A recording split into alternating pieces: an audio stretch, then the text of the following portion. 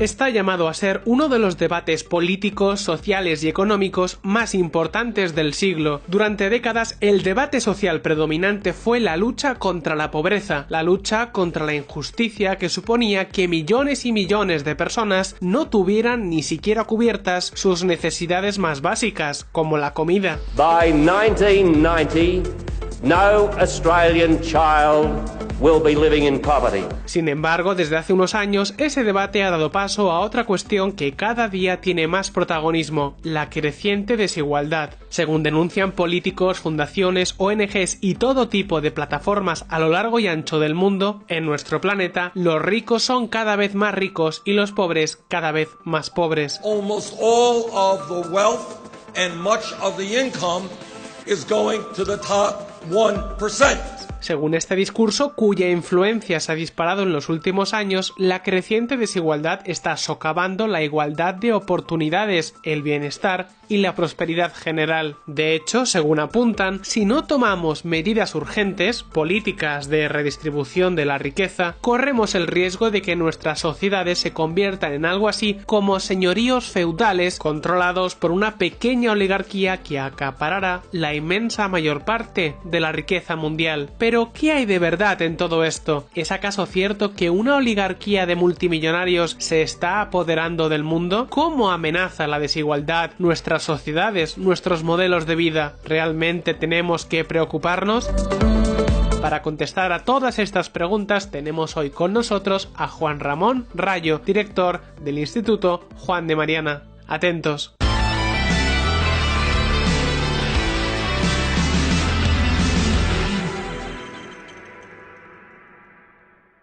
Llevamos años escuchando que las desigualdades se están disparando en todo el mundo, que cada vez los ricos son más ricos y los pobres son más pobres. O dicho en otras palabras, que una minoría de grandes oligarcas se está parasitando cada vez con más saña al resto de la población. Por eso, gracias a este tipo de mensajes, no resulta extraño que el ciudadano medio de cualquier país desarrollado probablemente crea que estamos viviendo en una era de estancamiento, crisis y decadencia, donde es necesario algún líder fuerte que revigorice a los países y que los vuelva grandes de nuevo.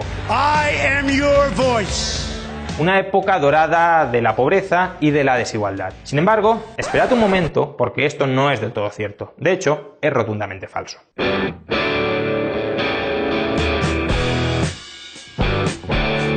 Tal cual como lo escucháis, una cosa son las percepciones y otra la realidad. ¿Qué pensaríais si de repente os contaran que la desigualdad en el mundo durante los últimos años, lejos de aumentar, se ha reducido? Seguro que muchos de vosotros pensaríais que es una broma, ¿verdad? Pues esperad un momento, porque no es ninguna broma, es precisamente lo que ha ocurrido. Atentos.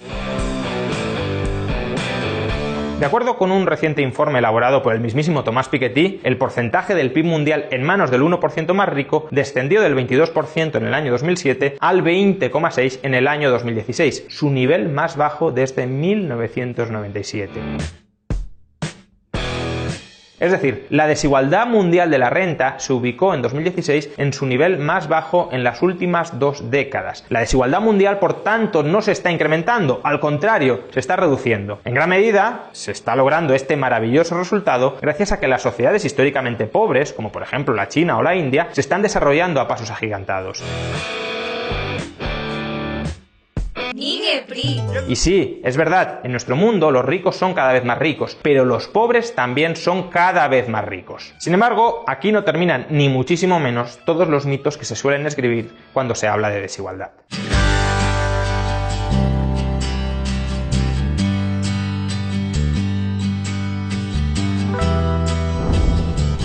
Desigualdad no es pobreza.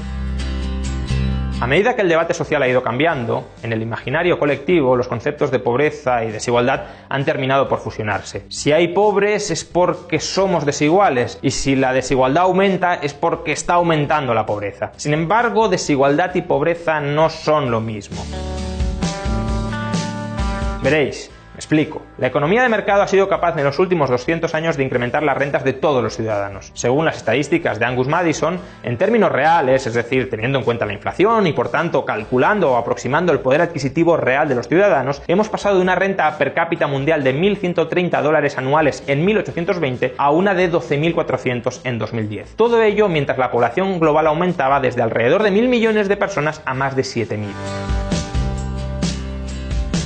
Dicho de otra forma, no solo tocamos a mucho más por cabeza, sino que somos muchas más cabezas. Que hayamos conseguido multiplicar por 11 la renta per cápita del conjunto del planeta muestra claramente que la economía no es un juego de suma cero, y desde luego que la desigualdad no es lo mismo que la pobreza.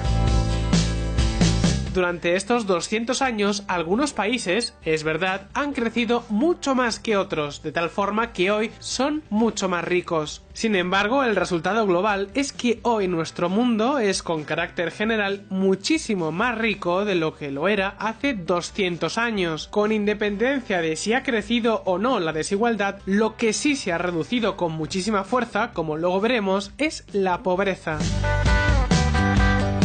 Pero si queréis otro ejemplo, podemos echar un vistazo a los distintos modelos de sociedades que existen hoy en el mundo. Si lo hacemos, encontraremos sociedades muy igualitarias pero muy pobres y sociedades bastante desigualitarias pero muy ricas. Albania, Bielorrusia, Irak, Kazajistán, Moldavia, Tayikistán o Ucrania son sociedades con una distribución de la renta bastante más igualitaria que, por ejemplo, la de España, pero en cambio son mucho más pobres. Por otra parte, Singapur es una sociedad mucho más desigual que España, pero con una renta per cápita mayor para todos, insisto, para todos los quintiles de la distribución de la renta, es decir, para el conjunto de la ciudadanía.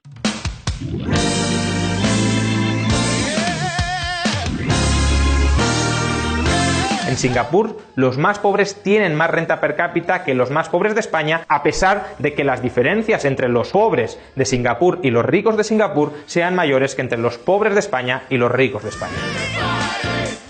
Estamos hablando, por tanto, de una cuestión muy importante y que no conviene olvidar lo que ya es sabido, es decir, que el bienestar de cada persona está estrechamente ligado con su nivel de renta. Es algo, además, bastante lógico, bastante comprensible. A mayor renta, mejor alimentación, mejor sanidad, mejor educación, más tiempo de ocio, etcétera, etcétera, etcétera. Por eso, la prioridad debe ser crear riqueza, debe ser incrementar la renta del conjunto de la población. Por cierto, desde un punto de vista empírico, si bien el bienestar de las personas sí depende de su nivel de renta, en cambio no depende en absoluto del grado de desigualdad de la sociedad en la que esas personas están residiendo. Atentos.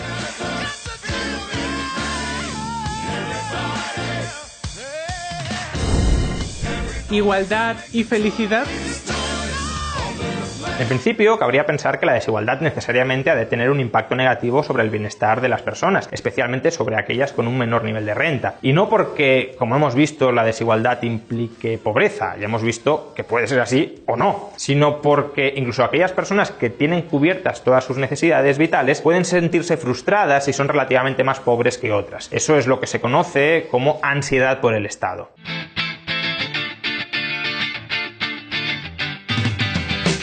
Sin embargo, hace poco tiempo, los sociólogos Jonathan Kelly y Maria Evans hicieron un estudio sobre más de 200.000 personas integradas en 68 sociedades distintas para conocer precisamente cuál era la relación entre igualdad y bienestar. ¿Y cuál fue el resultado? Pues uno bastante sorprendente. En el conjunto del planeta, la desigualdad no es que tenga efectos negativos sobre el bienestar de una persona, sino que incluso posee efectos positivos. Veréis, el resultado puede parecernos completamente contraintuitivo, pero vamos a tratar de explicarlo. Según el estudio, en los países desarrollados, la desigualdad social tiene una influencia bastante irrelevante sobre la felicidad. Es decir, el nivel de desigualdad que existe en España, en Francia o en Alemania no tiene un impacto muy claro sobre el bienestar de españoles, franceses o alemanes. Por cierto, un apunte, lo que en cambio sí influye en la felicidad son otras variables, como el empleo, la educación o la salud. Por eso, cuando un gobierno pone en marcha políticas redistribucionistas que afectan, por ejemplo, a la actividad económica o a la creación de empleo con la excusa de combatir la desigualdad, el resultado es malo, incluso en términos de felicidad.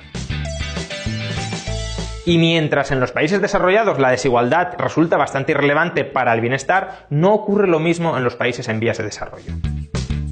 En estos lugares, los niveles de desigualdad mayor están asociados a mayores niveles de felicidad y tiene una explicación: la influencia de lo que se conoce como el factor esperanza, esto es, la expectativa de que los más pobres irán prosperando conforme el país continúe creciendo.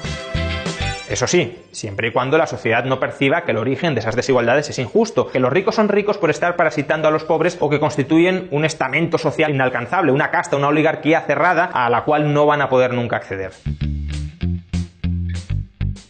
Si ese es el caso, si la desigualdad es percibida como parasitismo, como injusticia, como un estamento cerrado, entonces sí es cierto que la desigualdad entraña una desilusión que afecta al bienestar. Pero como veis, no tiene nada que ver con la desigualdad en sí misma, con la desigualdad que se puede producir en economías abiertas, dinámicas y libres, en economías que crecen, que se desarrollan y que son pujantes, sino que es más bien la desigualdad derivada de sociedades extractivas, de sociedades donde efectivamente una oligarquía controla a los medios políticos y por tanto controla al resto de las personas. En los países, en cambio, con economías abiertas, flexibles, libres, aunque sean muy desiguales, la desigualdad no afecta al bienestar. Incluso, como decíamos, todo lo contrario, porque lo más importante es siempre el número de personas que están abandonando la pobreza. En estos países, en los países con economías abiertas y no extractivas, la desigualdad no afecta negativamente a la felicidad. De hecho, en los países en vías de desarrollo, que gracias a esas economías abiertas se están desarrollando, la desigualdad incluso puede tener un efecto positivo sobre el bienestar de las personas, dado que les imbuye esperanza. Están viendo estas personas cómo otras están saliendo de la pobreza, están escapando de la situación de miseria en la que vivían apenas unos años antes, y eso les hace plantearse que ellos mismos también pueden salir de esa situación. Mientras haya crecimiento, aunque haya desigualdad, el bienestar no se resiente. Al contrario, si hay desigualdad porque algunos están empezando a salir de la pobreza a ritmos más acelerados que otros, el bienestar, gracias a la esperanza que inculca ese hecho, puede incluso incrementarse. Ahora bien, si antes hemos dicho que en el conjunto del planeta la desigualdad está cayendo, lo cierto es que no está sucediendo lo mismo en la mayoría de países desarrollados. Are you listening? Damn. Desigualdad y países desarrollados. Es verdad, la desigualdad de la renta ha aumentado en la mayoría de países occidentales durante los últimos 40 años, motivo por el cual muchos gobernantes y muchos activistas piden políticas más redistributivas que, para entendernos, son, en última instancia, más impuestos y más gasto público. Pero ¿sabéis cuál es el problema? Durante este tiempo en el que la desigualdad ha aumentado, el tamaño del Estado en la mayoría de países occidentales no ha dejado de aumentar. Fijaos.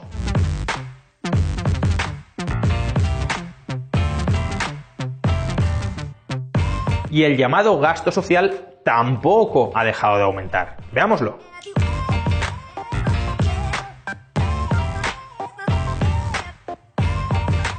Por tanto, como podemos observar, el incremento de la desigualdad en los países desarrollados no puede haber traído causa de nada similar a recortes masivos en las políticas sociales, ni tampoco, por cierto, parece que seguir por este camino de incrementos continuos en el gasto social vaya a cambiar nada de la tendencia subyacente en nuestras economías. Pero es que tampoco eso es lo más importante. Lo más importante de todo es lograr que los más pobres mejoren su nivel de vida. Y así sí, afortunadamente, tenemos muchos motivos para alegrarnos.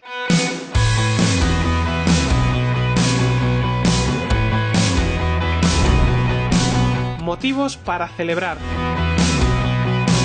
Desde 1980, atentos, más de 1.000 millones de personas han escapado de la extrema pobreza.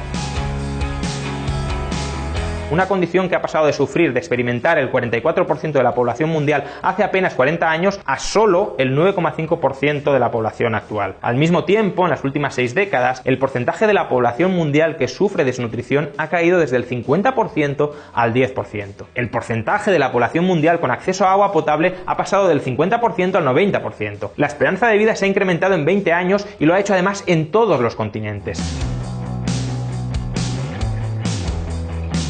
El analfabetismo ha pasado de afectar al 60% de la población mundial al 10%.